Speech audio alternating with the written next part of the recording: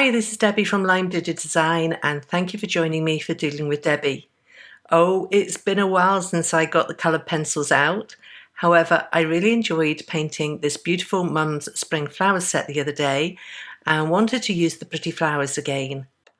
And just so you know, all products used in my card today are listed and linked below for your convenience. Okay, so here's the card I made the other day, all soft, muted watercolours. And when I was thinking of how I could use the Mum's Spring Flower set again, I thought about the colouring medium and also the alignment of the stamp on the card. For today, I went for pencils on Kraft and then offset the flowers to the right corner of the card front for a different perspective. I worked on Neenah Desert Storm card, which is sturdy enough to take a firm hand when colouring and also withstand a little water in the form of the white gouache base layer to the flowers. I keep my card in the Simon Says stamp pockets and label them top left so I keep tabs on what it is in which pocket. I keep any scraps of the card in the front and try and use them up each time before starting a new sheet. I had a piece of card big enough which I cut to 4¼ inches by 5.5 inches, i.e. the size of an A2 card front. This enables me to trim the panel down once I have finished colouring, to neaten up the edges and to ensure a nice border between the card front and card base. I added the card to the MISTI and aligned the floral spray from the Mum's Spring Flowers on top so that it set off to the bottom right side. I stamped it in pumice stone ink, and this ink is quickly becoming my favourite as I like the neutral tone it has.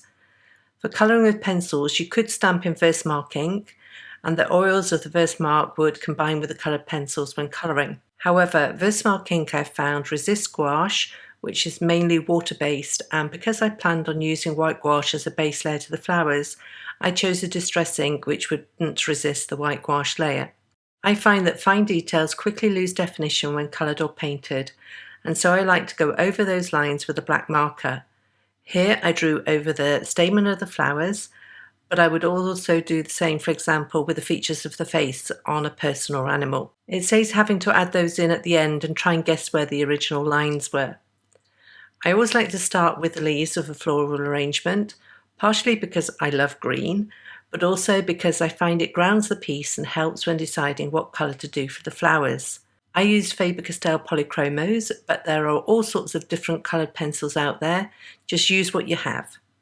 The colours I chose were olive green yellowish, white, sepia, earth green, pine green and chromium green opaque. The white and sepia are for the highlights and shadows respectively, and the other colours form the main core colour of the leaf. On this first leaf, as I found my way, I blocked in the shadows nearest where the flower petals overlapped and then the highlights, imagining a light coming in from the top right. I then worked my way from darkest to lightest and back again, slowly blending the leaf colours together. I find it's good to have a range of colours as it adds interest. I'm keeping this first bit of colouring at normal speed. I think it is infrequent to see normal speed videos, and it helps to see how slowly people actually work. However, this card took me a while to colour, over 2 hours I think, and if I left all the footage in, you would fall asleep. So I will speed things up and also only include sections of the colouring. Once I'd coloured one leaf, I then just repeated the process around the image until I'd coloured all the leaves. I'm not the greatest at colouring with pencils. You should see what an artist such as Australian C.J. Hendry can do. Wow, so hyper-real. My method is simply to block in the darkest areas and then work to the lightest, all the while blending with the layer beforehand.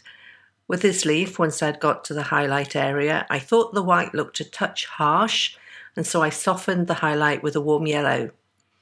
Leaves have a lot of yellow in them anyway, and yellow always symbolises the colour of warm sunshine, so it seemed appropriate to bring in here where the sun would be hitting the leaf if it was shining from the top right. I don't think it matters too much where you put shadows and highlights as long as you include them. They bring a subject to life and prevent everything from looking flat and uninteresting. I worked my way around the image, colouring in the leaves, although later on I realised I missed one next to the first leaf and have to come back and colour that later. However, for now I moved on to the flowers. I wanted the flowers to appear like white blossom. You could add lots and lots of white pencil when colouring the flowers, But a quick and easy tip is to paint the petal with white gouache first before colouring on top. Gouache is an opaque medium, and I always keep some white gouache with me in a little tub. I use it so often for splatter, but it does have other purposes too. I like to mix it with my traditional watercolours to give me a range of opaque colours. And also, as I mentioned, I use it a lot for white splatter at the end of colouring a piece. More on that later. I did dry this first petal after applying the gouache, but as I added on a thin layer of white gouache, it dried quickly, and later on when I painted several petals at once, the first petal had dried and was ready for colouring before I'd finished painting the others. You could paint over the whole flower area, but I think it would be too difficult to work out the areas involved. Painting 1 or 2 petals at a time means you are clear on which areas to colour. The colours I used were light flesh. I strongly dislike names that refer to skin colours, but these are traditional pencils and have been named like this for a long time. Moving on, and there was medium flesh, dark flesh, red violet, white and light red violet. I planned on using the pinky peaches for adding to the centre of the flowers, similar to how white blossom has that pink to it, and then using the red violet colours for some shading. You wouldn't want to use grey for shading, for example, as I think grey flowers just wouldn't look nice. However, when it came down to it, I found some of the brighter tones in my mix a little bright for this muted tone loving girl, and so later I brought in Caput Mortem for dark hues and included the yellow again for warm tones here and there. That yellow was called light yellow ochre. I've been rambling on about which colours I included, but the key to all of this is white. The white base from the gouache and then the use of white pencil over the top to bring it all together. Notably, I've had this set of coloured pencils for a long time and I have not had to replace any of them apart from the white pencil, which I've replaced a few times. Not only does white add highlights, and in this case is the base of the whole flower, but it is also the pencil I like to bring all the other colours together with. When you rub over the top of other coloured pencils, it blends them, and I find I use the white pencil as my blending option more than any other. Jumping back to white gouache for a moment, and its opaque properties mean that if you make a mistake, you can paint over it and do it again. I mistakenly lost the centre of the third flower when colouring, but I went over that area with white gouache and you wouldn't know. I painted the flower centres for the other 2 flowers and then coloured these with a combination of the light yellow ochre and sepia that I used elsewhere in the colouring. Picking up that white gouache again, and I used it to add highlight interest around the colouring. I added dots for the tops of the stamens, a few swooshes on the petals where the light would be catching them, and even a little to emphasise the veins on the leaves. Finally, I pulled out that black pen again and drew in the outline in a few places, which would have been in the deepest shadows.